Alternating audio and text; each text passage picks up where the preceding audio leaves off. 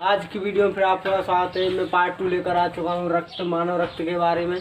मैंने पार्ट 1 में मानव रक्त को समझाया था और उसमें श्वेत रुधिरकणिकाएं और लाल रुधिरकणिकाएं और प्लेटलेट्स रक्त परमाणु भी समझाई थी। इसमें मैं रक्त के कार्य समझाऊंगा, तो वीडियो में लास्ट तक बने रहें। चैनल पर पहली बार तो चैनल को सब्सक्राइब और वीडियो को लाइक ज़रूर करें। मानव रक्त के कार्य: ताप नियंत्रण, रोगों से रक्षा। जो हमारे अंदर जो रक्त होता है, खून होता है, वो हमारे शरीर में तापमान को नियंत्रण रखता है, हमारे शरीर के तापमान को, और हम रोगों से लड़ने की कैपेसिटी रखता है और हमारी रोगों से रक्षा करता है। नंबर 2 पर है शरीर का वातावरण एवं घाव को भरना।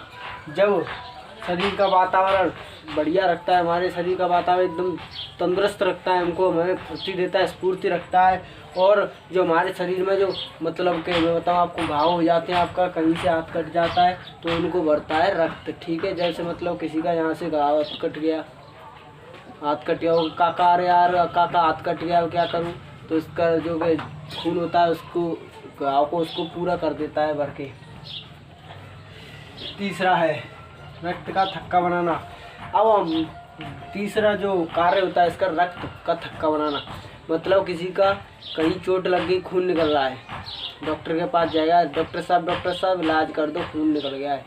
तो लेकिन डॉक्टर साहब तो ऊपर से ही इसको बंद करेंगे, लेकिन अंदर से जो रक्त होता है, जिसको हम प्लाज्मा कहते हैं, उसे बाहर निकालता है और हमारे जो घाव का थक्का बनाता है, एकदम उसको जाम कर देता है। ठीक है, आपके कभी चोट लगे ना तो बताना मुझे। तो हमारा जो रक्त का थक्का जमाता है। ठीक है, अब रक्त का थक्का जमता कैसे है, मतलब जमता कैसे है, रक्त का थक्का होता है वो जमता किस प्रकार से, किस किस प्रक्रिया में जमता है। तो इसके लिए अम्ब्रोप्लास्टिन और प्रोथ्रोम्बिन प्लस कैल्शियम, इन तीनों का जोड़ होने के बाद थ्रोम्बिन नामक एक जो पदार्थ होता है वो हमारे शरीर में उपलब्ध होता है।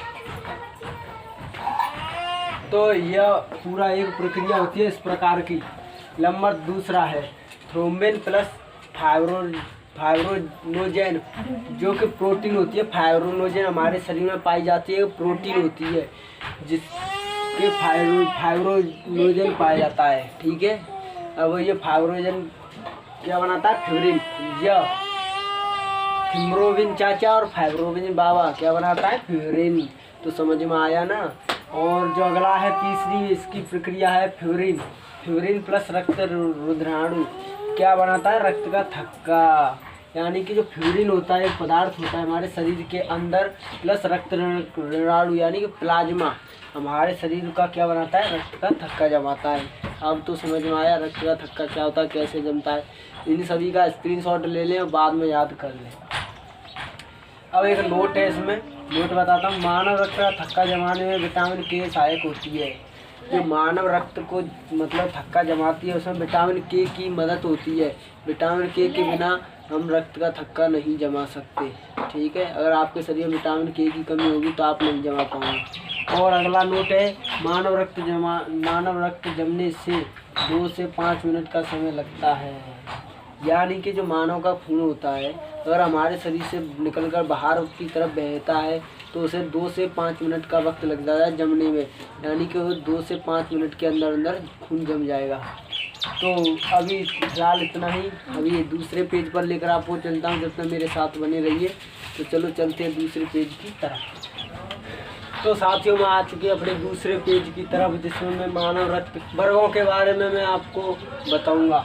तो मानव रक्त में कितने वर्ग होते हैं और उनके बारे में सभी को एक्सप्लेन करूँगा इस वीडियो में। तो आप मेरे साथ बने रहिए अभी भी। तो चलो शुरू करते हैं। तो रक्त समूह की खोज, जो रक्त समूह की खोज की थी 1900 में किसने, हमारे जाने पहचाने लैंडस्टीनर ने की थी।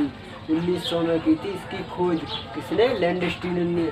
और 1930 में नोबेल पुरस्कार इन्हें भारत सरकार द्वारा प्राप्त किया गया था। ठीक है, 1930 में। इन डेटों को आप याद रखना, कंपटीशन एग्जाम में पूछे जाते हैं। ठीक है, और रक्त में पाए जाने वाली ग्लाइको प्रोटीन पाई जाती है, रक्त में जो ग्लाइको प्रोटीन पाई जाती है जिसे हम एंटीजन कहते हैं। क्या कहते हैं? हमारी दादी एंटीजन, हमारी एंटीजन दादी एंटीजन कहते हैं। ठीक है, एंटीजन कितने प्रकार की होती है? जल्दी बताओ, जल्दी, टाइम नहीं है। एंटीजन होती है 2 प्रकार की। ठीक है, कितने प्रकार की? 2 प्रकार की।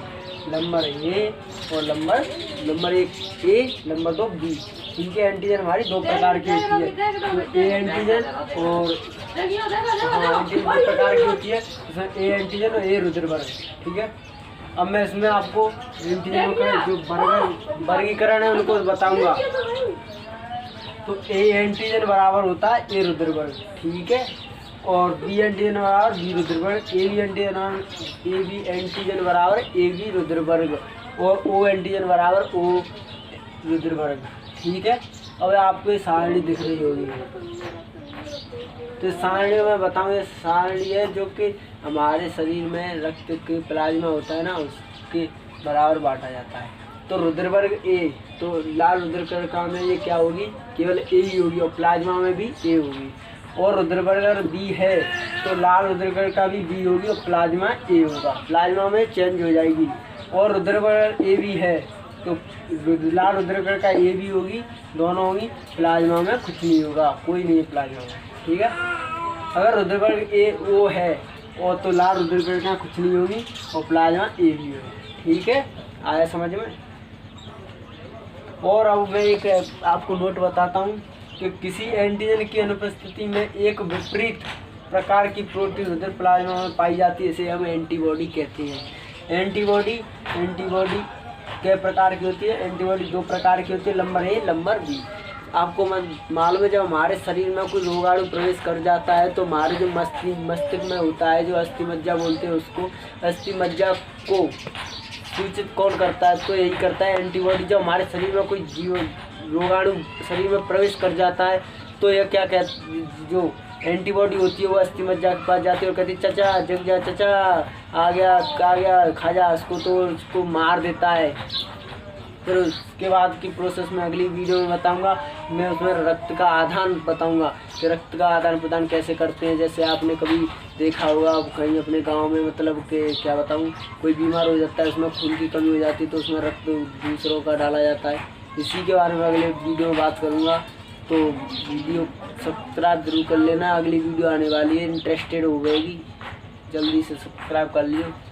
तो चलो मिलते हैं किसी अगली वीडियो, जब तक जय हिंद, वंदे मातरम।